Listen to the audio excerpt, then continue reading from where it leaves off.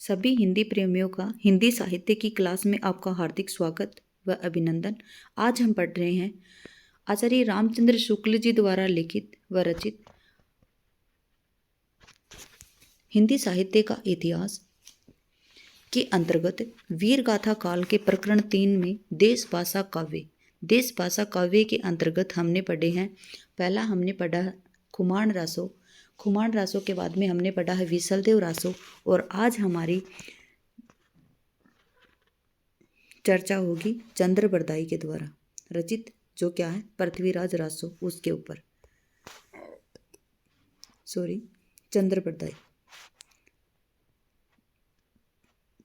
संवत 1224 से 1249 ये हिंदी के प्रथम महाकवि माने जाते हैं। कौन? चंद्रबरदाई। इनकी रचना कौन सी है? पृथ्वीराज रासो, जिसे हिंदी का प्रथम महाकाव्य कहा। ये कहा किसने है? आचार्य रामचंद्र शुक्ल जी ने। चंद्रबरदाई है इनको प्रथम महाकवि, और जो पृथ्वीराज रासो है उसको प्रथम का क्या माना है? महाकाव्य माना है। चंद कौन थे? चंद दिल्ली के जो अंतिम हिंदू सम्राट महाराजा जो पृथ्वीराज थे उनके सामंत भी थे और राजकवि भी थे। इससे इनके नाम में भावुक हिंदुओं के लिए एक विशेष प्रकार का आकर्षण था। रासो के अनुसार ये भट्ट जाति के थे। जो पृथ्वीराज रासो इन्होंने लिखा है उनके अनुसार क्या थे? ये भट्ट जाति के थे, और जगात नाम का इनका गोत्र था। इनके पूर्वजों की भूमि कहाँ थी? पंजाब में थी, जहाँ लाहौर में इनका क्या हुआ था? जन्म हुआ था। इनका और महाराजा पृथ्वीराज का जन्म एक ही दिन बताया जाता है। रामचंद्र शुक्ल जी कह रहे हैं कि जो इनका और महाराजा पृथ्वीराज का जन्म है वो एक ही दिन हुआ है, और दोनों एक ही साथ संसार को छोड़ के गए थे। ये महाराजा के राजकवि ही नहीं, उनके सखा और सामंत भी थे, तथा षड भाषा, व्याकरण, काव्य, साहित्य, छंद शास्त्र, ज्योतिष, पुराण, नाटक आदि अनेक विधाओं में पारंगत थे। इन्हें जालंधरी देवी का इष्ट था, जिनकी कृपा से ये अदृष्ट काव्य भी कर सकते थे। इनका जीवन पृथ्वीराज के जीवन के साथ ऐसा मिला जुला था कि अलग नहीं किया जा सकता था। युद्ध में, आखेट में, सभा में, यात्रा में सदा महाराज के साथ रहते थे। जहाँ जो बातें होती थी सब में वो सम्मिलित रहते थे। पृथ्वीराज रासो 2500 पृष्ठों का बहुत बड़ा ग्रंथ है, जिसमें 69 सर्ग या अध्याय हैं। क्वेश्चन आता है कि इनके 69 समय, सर्ग और अध्याय हैं, और 68 क्या है? इसमें छंद है। प्राचीन समय में प्रचलित प्राय सभी छंदों का व्यवहार हुआ है इसमें। मुख्य कवित और छप्पे, कवित जिसे छप्पे, दुआ, तोमर, त्रोटक, गाहा और आर्या।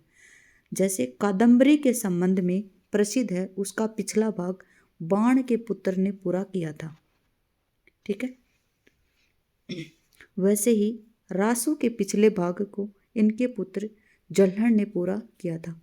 क्या है? जो कादम्बरी का संबंध है ना, कादम्बरी के बारे में कहा जाता था कि उनका जो पिछला भाग है वो उनके पुत्र बाण ने पूरा किया था, और वहीं जो पृथ्वीराज रासो जो लिखा गया था चंद्रबरदाई के द्वारा, उसको जो उसका जो पिछला भाग है, जो अंतिम भाग है, वो किसने पूरा किया था? उनके पुत्र जल्हण ने किया था। रासो के अनुसार जब शहाबुद्दीन गौरी पृथ्वीराज को कैद करके गजनी ले जाया गया था, तब कुछ दिनों पीछे ही चंद भी वहां पर चले गए थे। कौन? चंद्रबरदाई। और उस समय कवि ने अपने पुत्र जल्हण के हाथ में रासो की पुस्तक देकर उसे पूर्ण रूप करने का संकेत किया था। क्या कहा था उन्होंने? जल्हण के हाथ में रासो को सौंप जाने और उनके पूरे किए जाने का उल्लेख है। पुस्तक जल्हण हथ दे, चली गज्जन नृप काज। ये किसने कहा था? चंद्रबरदाई रचित पृथ्वीराज रासो में है ये, कि वो अपनी जो पृथ्वीराज रासो उसका पूरा करने के लिए किसको दे के गए थे? अपने पुत्र जल्हण को दे के गए थे। रघुनाथ चरी हनुमंत कृत, भूप भोज उदरे जिमी, पृथ्वीराज सुजस कवि चंद कृत, चंद नंद उदारे तिमी। पृथ्वीराज रासो में आबू के यज्ञ, जो यज्ञ कुंड था, उसमें 4 क्षत्रिय कुल की उत्पत्ति तथा चौहानों के अजमेर में राजस्थान से लेकर पृथ्वीराज के पकड़े जाने तक का सविस्तार वर्णन है। क्या है? जो पृथ्वीराज रासो है इसमें यज्ञ कुंड के अनुसार यज्ञ कुंड में जब 4 क्षत्रियों की उत्पत्ति हुई थी, उसमें जो चौहान हैं उसमें इसमें चालुक्य, चौहान, परमार और प्रतिहार, ये 4 यहाँ पे उत्पन्न हुए थे जब यहाँ पे वशिष्ठ मुनि ने हवन किया था, मतलब यज्ञ किया था। उसमें 4 क्षत्रिय कुल जाति हैं, उनकी उत्पत्ति हुई थी। उसमें चौहान भी प्रमुख थे। चौहान क्या थे? चौहान के जो अजमेर, राजस्थान में जो अजमेर है, वहाँ पे चौहानों के अजमेर में राजस्थान से लेकर पृथ्वीराज के पकड़े जाने का क्या है? सविस्तार वर्णन है। किसमें? पृथ्वीराज रासो में। इस ग्रंथ के अनुसार पृथ्वीराज अजमेर के चौहान राजा सोमेश्वर के पुत्र अरणोराज के पुत्र थे। जो पृथ्वीराज रासो है, इसके अनुसार क्या है, जो पृथ्वीराज थे वो क्या थे? पृथ्वीराज चौहान थे, वो सोमेश्वर के तो पुत्र थे, और जो अरणोराज है उसके क्या थे? पौत्र थे। सोमेश्वर का विवाह दिल्ली की तुंवर मतलब तोमर राजा अनंगपाल की कन्या से हुआ था। अनंगपाल की 2 कन्याएं थी, सुंदरी और कमला। सुंदरी का विवाह कन्नौज के राजा विजयपाल के साथ हुआ था। ठीक है, जो सुंदरी का अनंगपाल की बेटी के साथ हुआ था, किसका विवाह? सोमेश्वर का विवाह। अनंगपाल की पुत्री कौन थी? एक सुंदरी और एक कमला। सुंदरी का विवाह कहाँ पे हुआ था? कन्नौज के राजा विजयपाल के साथ हुआ, और संयोग से जो जयचंद राठौड़ की उत्पत्ति हुई। किसकी हुई? जो सुंदरी थी, इनकी पुत्री किसकी? अनंगपाल की। उनकी पुत्री का विवाह कहाँ पे हुआ? कन्नौज के राजा विजयपाल के साथ हुआ, और उनकी पुत्री के जो बेटा हुआ था उसका नाम था जयचंद राठौड़। और दूसरी कन्या कमला, उसका विवाह कहाँ पे हुआ था? तो वो हुआ था अजमेर के चौहान सोमेश्वर के साथ। और सोमेश्वर के पुत्र हुआ, मतलब कमला के पुत्र हुआ, उसका नाम था पृथ्वीराज। मतलब जो सोमेश्वर का विवाह हुआ था तुंवर मतलब तोमर राजा अनंगपाल के साथ, उस अनंगपाल के 2 कन्याएं थी, एक सुंदरी और एक कमला। सुंदरी का विवाह हुआ था कन्नौज के राजा विजयपाल के साथ, जिनके बेटा हुआ सुंदरी, और विजयपाल का बेटा हुआ जयचंद राठौड़। और कमला और जो सोमेश्वर है उनका बेटा हुआ पृथ्वीराज। मतलब ये कौन हो गए? मौसेरे भाई हो गए दोनों, है ना। अनंगपाल ने अपने नाती पृथ्वीराज को गोद लिया। अनंगपाल ने क्या किया? जो अपना नाती मतलब अपना दोहिता था, छोटी बेटी का, जो बेटी कमला है उसका पुत्र कौन था? पृथ्वीराज। उसको क्या लिया? गोद ले लिया। और अजमेर और दिल्ली का राज एक हो गया। देखिए, अजमेर का राजा कौन हुआ? पृथ्वीराज। और दिल्ली का राजा कौन था? अनंगपाल। अनंगपाल ने जब पृथ्वीराज को गोद ले लिया तो मतलब अजमेर और दिल्ली का राज्य एक तो होना ही था। जयचंद को ये बात अच्छी नहीं लगी। उसने एक राजसूय यज्ञ करके सब राजाओं को यज्ञ में भिन्न भिन्न कार्य करने के लिए निमंत्रित किया, और इस यज्ञ के साथ ही अपनी कन्या है संयोगिता का स्वयंवर रचा। राजसूय यज्ञ में सब राजा आए, पृथ्वीराज को नहीं बुलाया उन्होंने। किसने? जयचंद ने। इस पर जयचंद ने चिढ़कर पृथ्वीराज की एक स्वर्ण मूर्ति द्वारपाल के रूप में द्वार पर रखवा दी थी। जब उनकी जो जयचंद थे, उनके मौसेरे भाई, उनकी बेटी संयोगिता का जब स्वयंवर ढूंढा गया तो राजसूय यज्ञ किया था वहाँ पे। राजसूय यज्ञ में सब राजा बुलाए गए, लेकिन किसको नहीं बुलाया? जो दिल्ली का शासन उस टाइम पे बहुत ज़्यादा माना जाता था। तो दिल्ली का राजा कौन हो गया? पृथ्वीराज। और अजमेर का भी राजा कौन हो गया? पृथ्वीराज। उनको उन्होंने नहीं बुलाया, और उनको क्या किया? उनकी स्वर्ण मूर्ति अपने द्वारपाल, मतलब एक द्वारपाल की हैसियत आपको पता है क्या होती? उसी द्वारपाल की जगह पे उनको खड़ा कर दिया। संयोगिता का अनुराग पहले से ही पृथ्वीराज पर था, क्योंकि पृथ्वीराज और संयोगिता आपस में क्या करते थे? प्रेम करते थे। अतः जब वह जयमाला लेकर रंगभूमि में आई तब उसने पृथ्वीराज की मूर्ति को ही माला पहना दी। इस पर जयचंद ने उसे घर से निकालकर गंगा किनारे एक महल में भेज दिया। इधर पृथ्वीराज के सामंतों को आकर यज्ञ विध्वंस किया। पृथ्वीराज के सामंतों ने आके क्या किया? यज्ञ को विध्वंस कर दिया, मतलब उसको यज्ञ को विध्वंस करना मतलब वहाँ पे आके कोई लड़ाई दंगा वगैरह कर दिया होगा। फिर पृथ्वीराज ने चुपचाप आकर संयोगिता से गंधर्व विवाह करना। गंधर्व विवाह क्या होता है? एक दूसरे से प्रेम विवाह करना। और अंत में वे उसे हर ले गए, मतलब अपने साथ ले गए। रास्ते में जयचंद की सेना में के साथ उनका बहुत युद्ध हुआ, पर संयोगिता को लेकर पृथ्वीराज कुशलपूर्वक दिल्ली पहुंच गए। वहां भोग विलास में ही उनका सारा समय बीतने लगा। राज्य की रक्षा में ध्यान उनका नहीं गया बिल्कुल भी। फिर क्या हुआ? बल का बहुत कुछ हास हो गया, तो जयचंद तथा और राजाओं के साथ लड़ते लड़ते हो चुका था। उनके बल का बहुत हास, मतलब वो बहुत कमजोर हो गए थे। उनका बल था वो क्षतिपूर्ण हो गया था। क्यों? क्योंकि जयचंद और अन्य राजाओं के साथ लड़ते लड़ते और बड़े बड़े सामंत उनके मारे जा चुके थे। अच्छा अवसर देखकर शहाबुद्दीन चढ़ आया और पर हार गया और पकड़ा गया। अच्छा अवसर देखकर शहाबुद्दीन, मतलब शहाबुद्दीन गोरी है वो, उसको लगा कि अब मेरा मौका है, मैं जाता हूँ अभी और पृथ्वीराज को हरा दूंगा। लेकिन उल्टा क्या हुआ कि पृथ्वीराज ने ही शहाबुद्दीन गोरी को हरा दिया और उसको पकड़ भी लिया। पृथ्वीराज ने फिर उसे छोड़ भी दिया। वह बार बार चढ़ाई करता रहा और अंत में पृथ्वीराज पकड़कर गजनी भेज दिया गया। कुछ काल के पीछे कवि चंद भी गजनी पहुंच गए। एक दिन चंद के इशारे पर पृथ्वीराज ने शब्द वेदी बाण द्वारा शहाबुद्दीन को मारा। फिर दोनों एक दूसरे को मारकर मर गए। शहाबुद्दीन और पृथ्वीराज के वैर का कारण यह लिखा जाता है कि शहाबुद्दीन अपने यहाँ का एक सुंदरी पर आसक्त थे। शहाबुद्दीन क्या थे? एक सुंदरी पर आसक्त थे, जो एक दूसरे पठान सरदार हुसैन शाह को चाहती थी। जब ये दोनों शहाबुद्दीन से तंग हुए तो हारकर कहाँ पे आ गए थे? पृथ्वीराज के पास आ गए थे।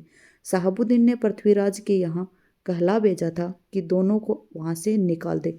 पृथ्वीराज ने उत्तर दिया, शरणागत की रक्षा करना क्षत्रियों का धर्म है। इसमें बताया गया है कि जो शहाबुद्दीन है वो एक सुंदरी पर आसक्त थे, उसको चाहते थे, लेकिन वो जो सुंदरी थी वो किसको चाहती थी? दूसरे पठान सरदार हुसैन शाह को चाहती थी। फिर वो शहाबुद्दीन से तंग होकर कहाँ पे आ गए थे? अजमेर में या दिल्ली में आ गए थे। किसकी शरण में? पृथ्वीराज के शरण में आ गए थे।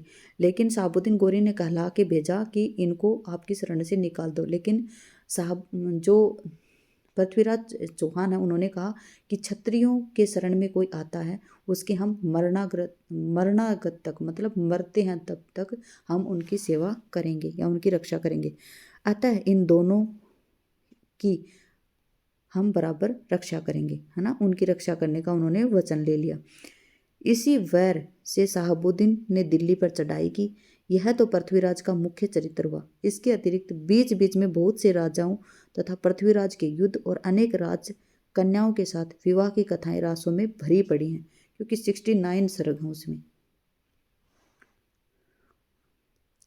ऊपर लिखे वृतांत और रासों के दिए हुए संवतों का ऐतिहासिक तथ्यों के साथ बिल्कुल मेल न खाने के कारण अनेक विद्वानों ने पृथ्वीराज के समसामयिक किसी कवि की रचना होने का पूरा संदेह किया है।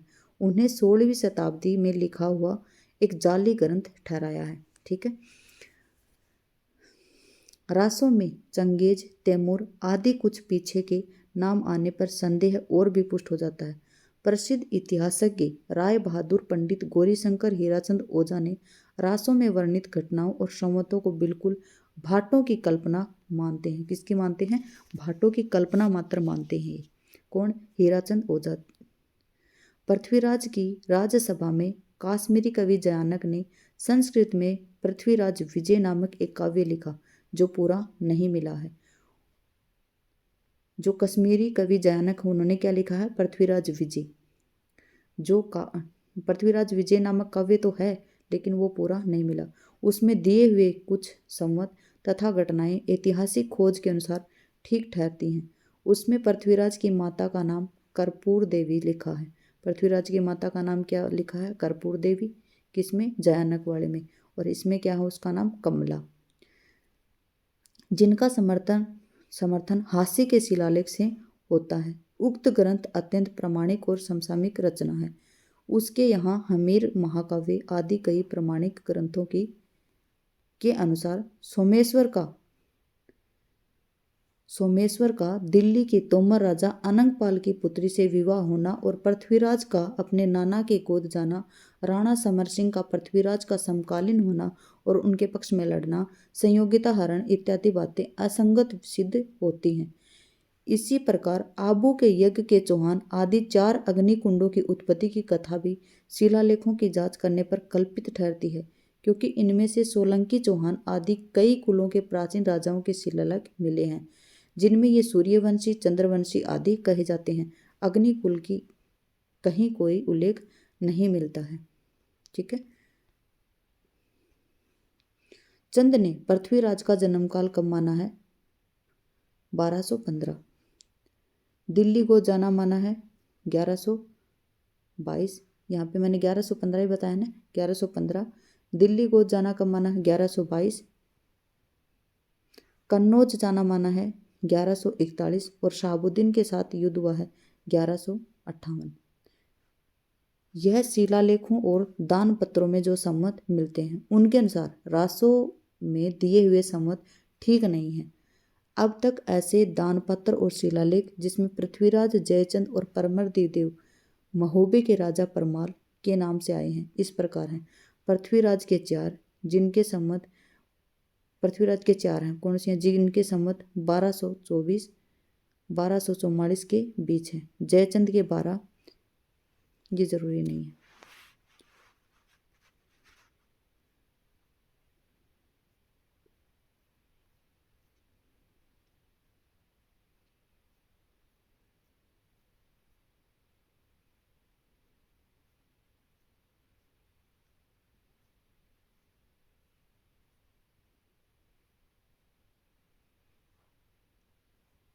इनको ऊपर वाले 2 पैराग्राफों को हम नहीं पढ़ेंगे, अब पढ़ेंगे हम यहाँ से।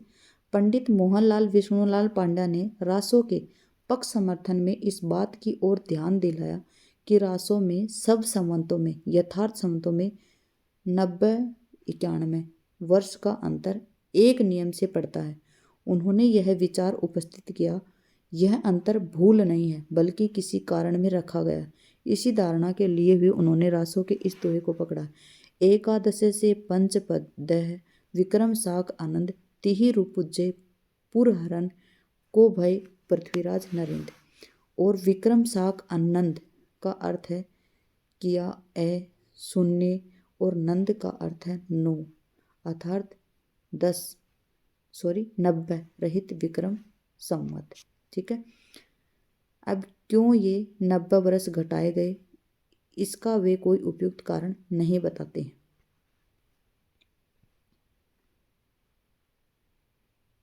इसको नहीं पढ़ेंगे, इतना नहीं है ये खास, ये नहीं आता है पेपर में।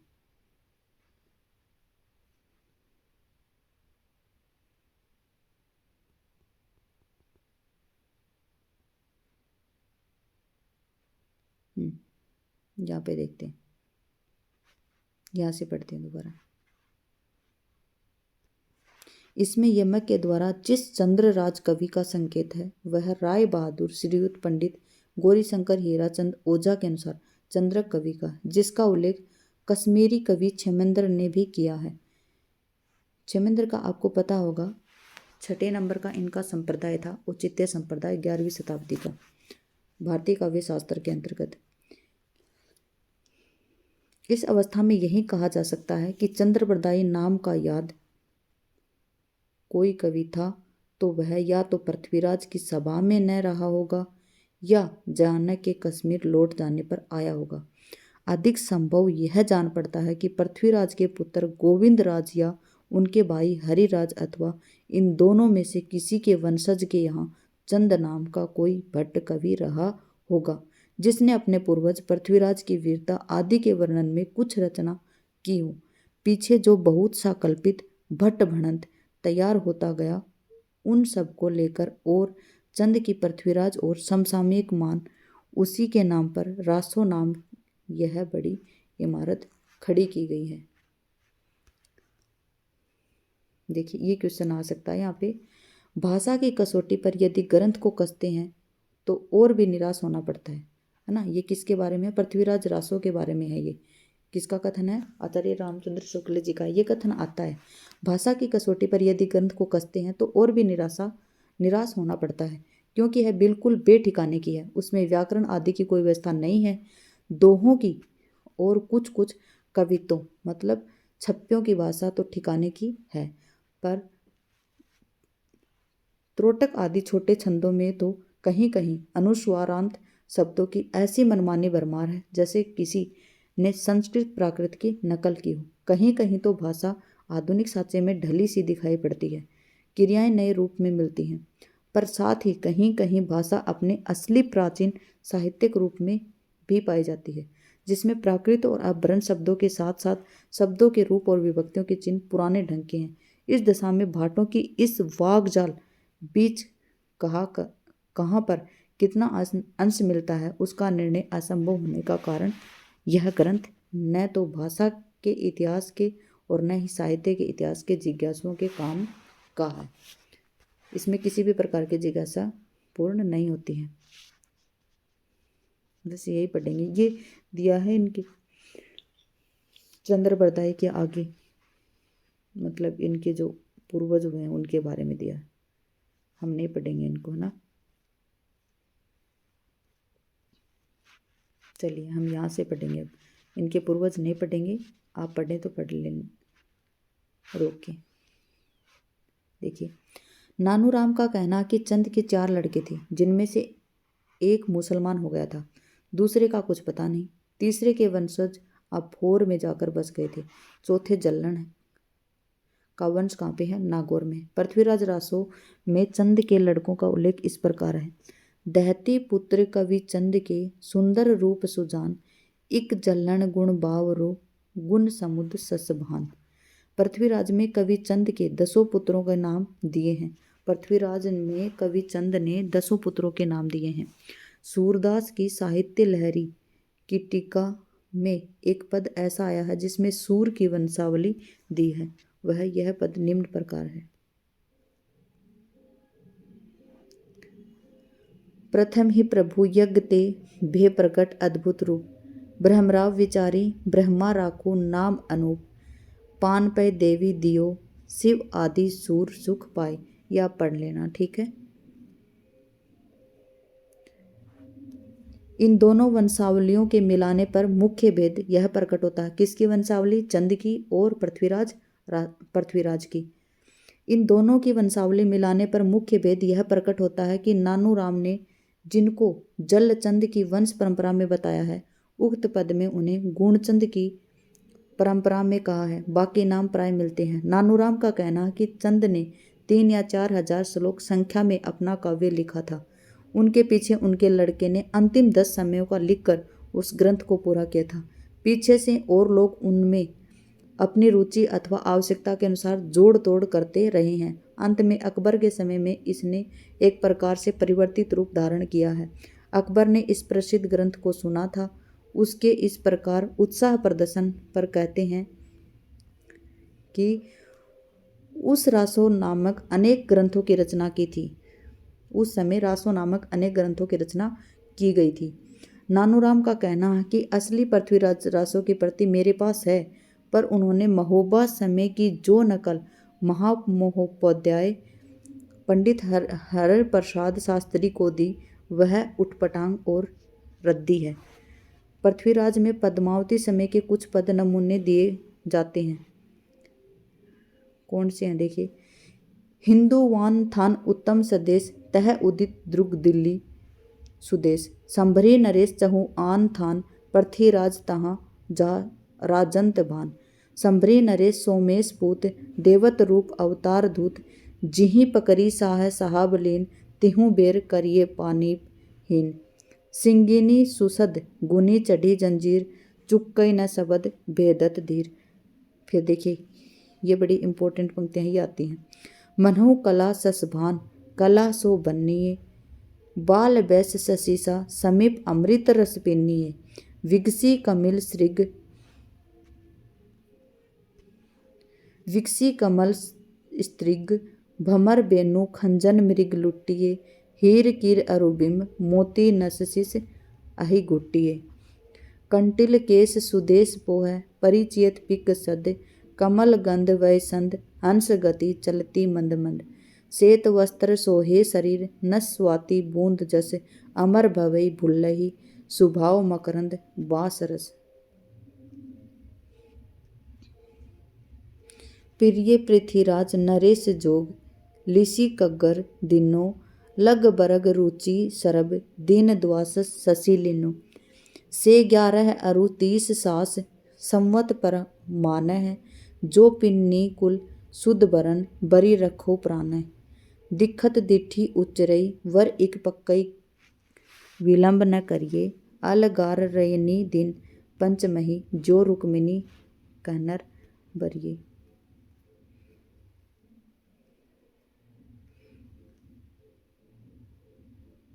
जी आप पढ़ लेना,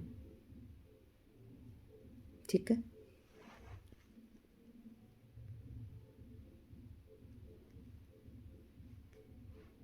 आप वीडियो को पॉज करके पढ़ सकते हैं, ठीक है। चलिए ऐसे पढ़ते रहिए। धन्यवाद। बेस्ट ऑफ लक आपको आपके एग्ज़ाम के लिए। जय हिंद।